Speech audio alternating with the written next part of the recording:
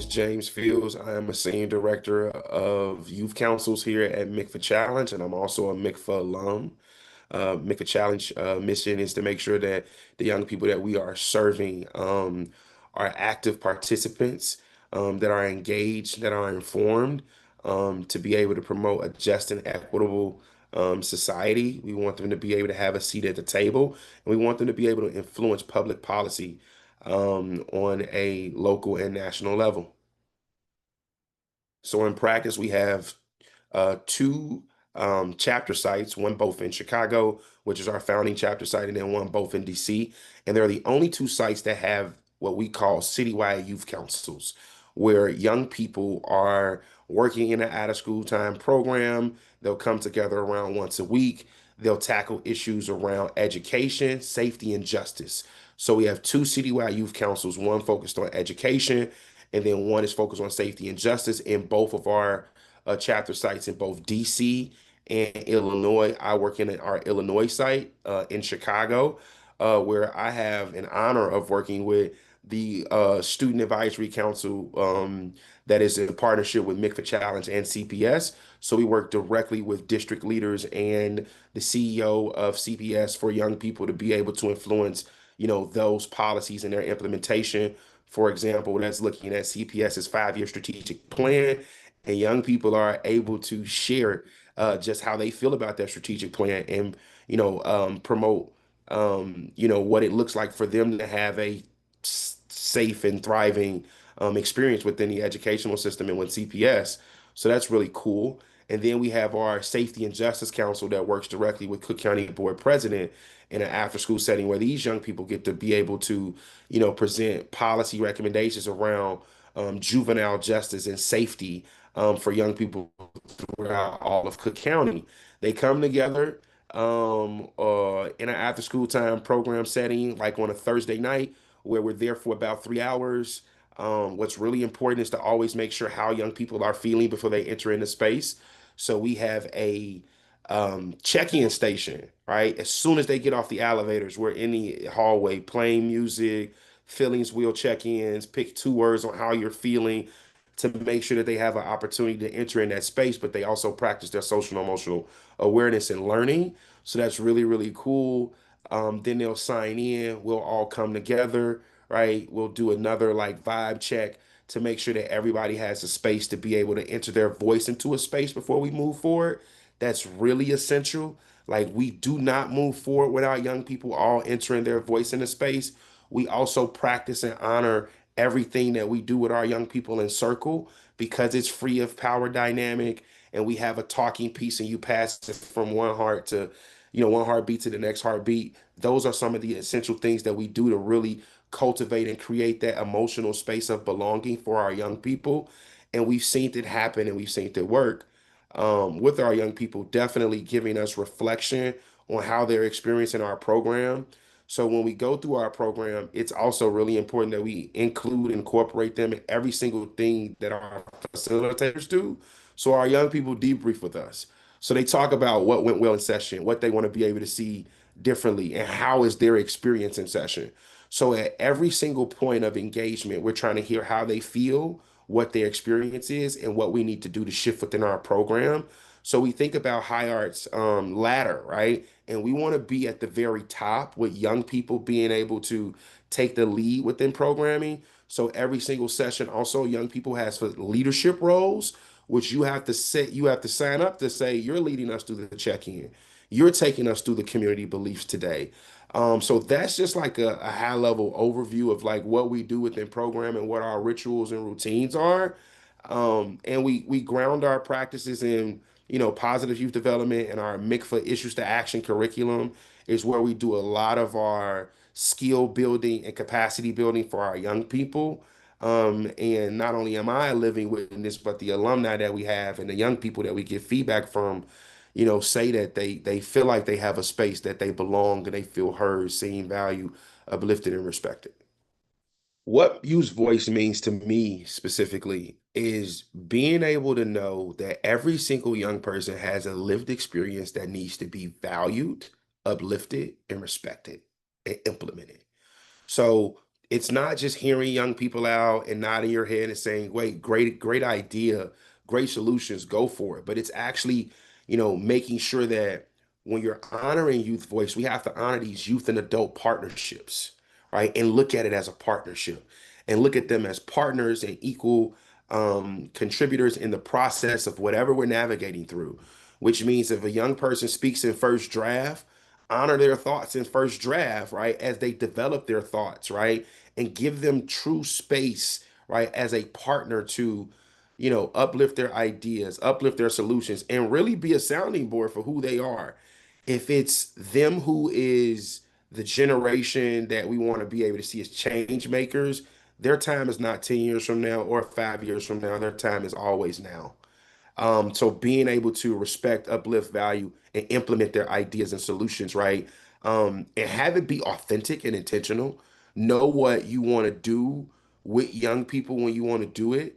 And hold yourself accountable for making sure that you actually do it, right? They're going to hold you accountable. For so many times, there's adults who are not owning the words and the expressions and the intentions and the community beliefs or the agreements that they're actually, coming and co-creating with young people, right? Not only do they need to co-create it and lead that, they need the adults to be able to support that. So I believe youth voice is like authentically and intentionally letting young people share their lived experience and being valued by whoever's in that space and know that you're not creating a table for them, right? The table is already set for them to be able to engage, and they're the ones that should be prioritizing what issues that they want to be able to unpack with you, right? Not the thing that we've been conditioned to, where it's like really a adult heavy and adult focus, right?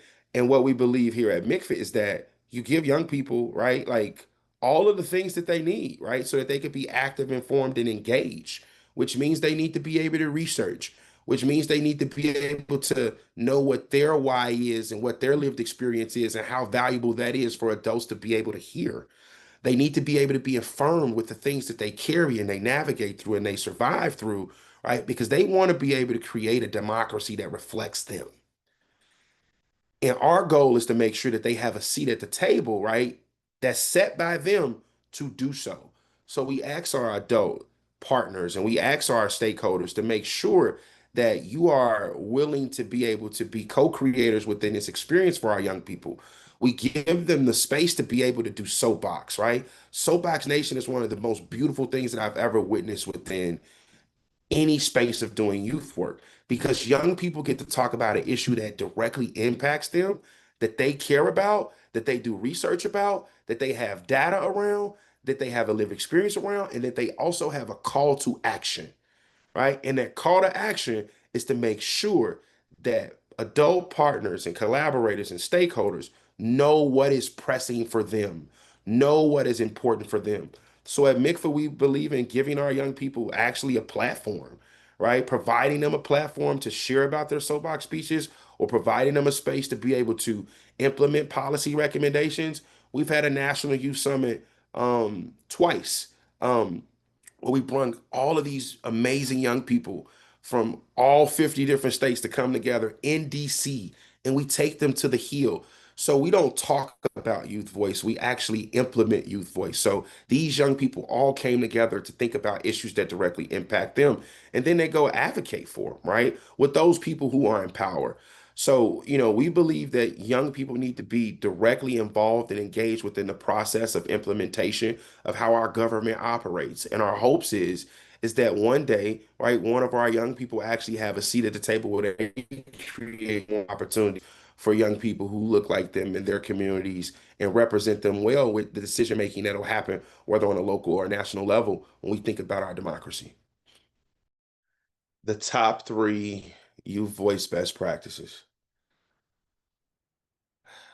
Always know that our young people carry all of the people and all of the experiences that they navigate through and through in community every single day.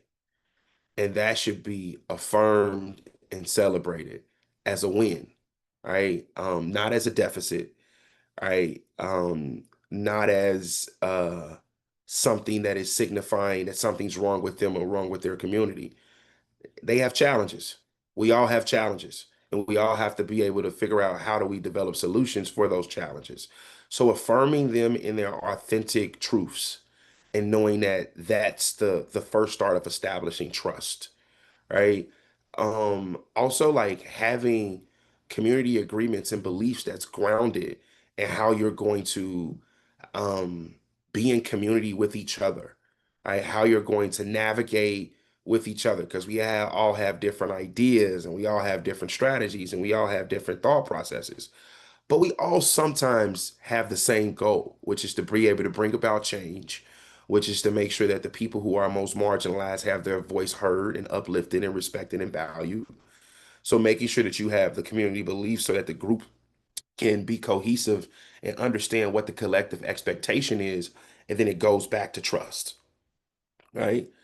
Um, I would think the third thing is understanding that not only do young people have a voice in that lived experience and they need those community beliefs or agreements to navigate through a space, they need you as a trusted adult to mirror back to them what it is that we hope they can develop or explore more or figure out, right? Which looks like for me in practice, if you are a young person who is extremely compassionate about bringing about change, not only for your family, but your community and your school, like we got to make sure we give you all of the tools and the resources that you need to be able to accomplish that goal, because that makes it better for the generation that's coming after you. That makes it better for all the people who came before you. And that's the real work. Um, so, for me, I believe in, giving that young person every single thing that they need: love, the resources, a listening ear, a safe space, right? The words, right? It's really important that we do feelings words, and I'll go back to it again. Sometimes our young people don't have the language to express how they feel. But if you can equip them with a tool of a feelings wheel, if you can make sure that they know what it is to check in and somebody's always asking how you're doing, you're actually giving them every single thing that they need to be equipped to bring about that change. If we're going to ask them to change the world, we got to make sure that they have all of the tools to do so. So I believe in giving them the tools and the resources that they need. I believe in affirming them in their voice and their identity and the people that they carry within the spaces. And I believe that we all have to have trust, which are those community agreements, which are those community beliefs, which are those norms that help guide our connection in the group. They need to be able to understand the value of their voice and their lived experience and also their time.